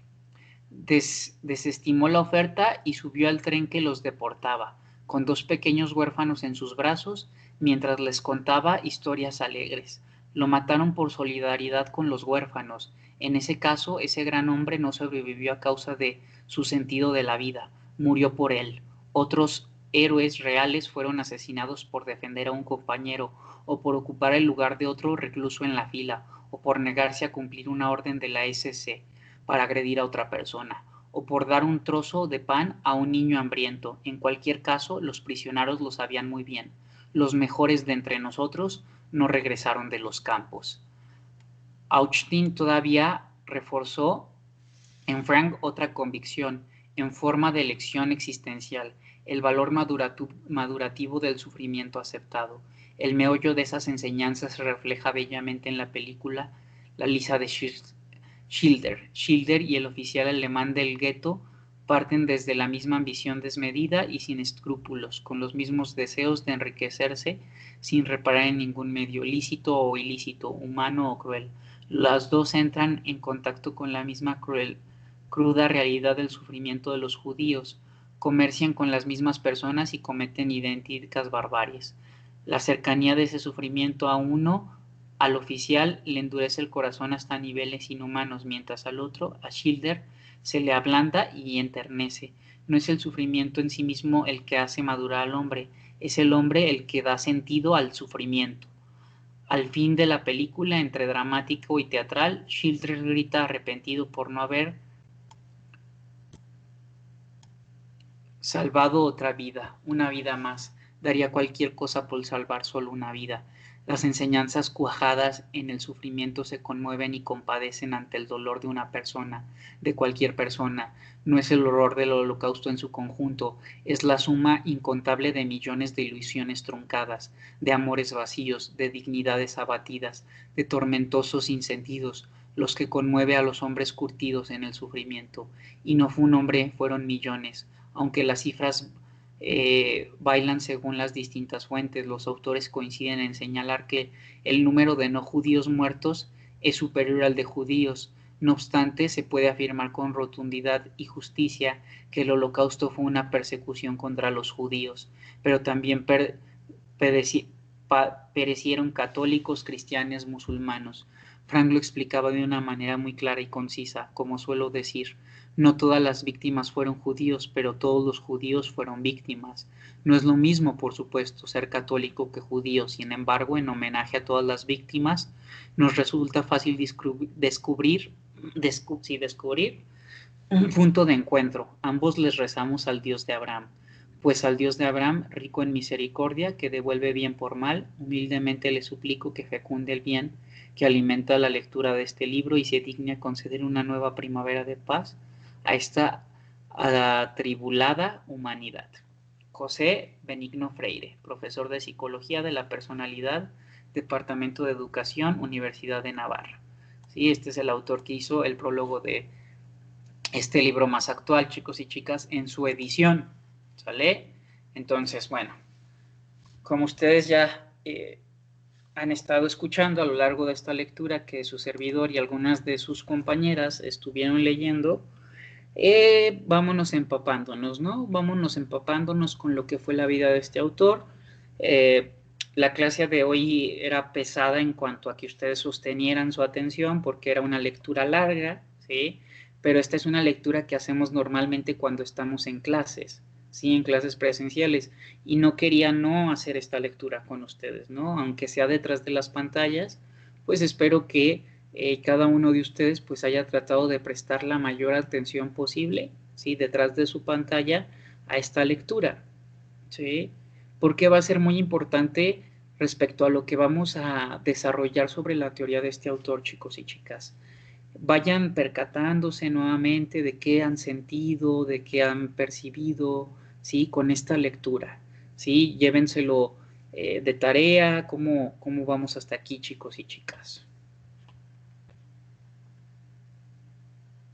¿Sí? Si tienen oportunidad de leer este libro, pues en el libro ya se divide en dos partes, ¿no? La primera parte tiene que ver con todo lo que este autor vive en el campo de concentración, y la segunda parte, como ya lo vieron en el prólogo de este libro, tiene que ver con los conceptos básicos de la logoterapia, ¿sale? Se llama El hombre en busca del sentido, chicos y chicas. que se los puse en las bibliografías de nuestras lecturas de este cuatrimestre. ¿Sale? Ok, maestro, muchísimas gracias. De verdad que sí, se ve que es un muy buen libro. Espero pronto que me lo regalen mis hijas. No es un libro caro, ¿eh? No es un libro caro, es un libro ya que se vende bastante, y bueno, leerlo va a ser muy interesante si lo leen, ¿no? Para que comprendan pues todo lo que nosotros veamos teóricamente el día de mañana en las diapositivas, en la presentación, ¿sale? Vamos a concluir con la grabación.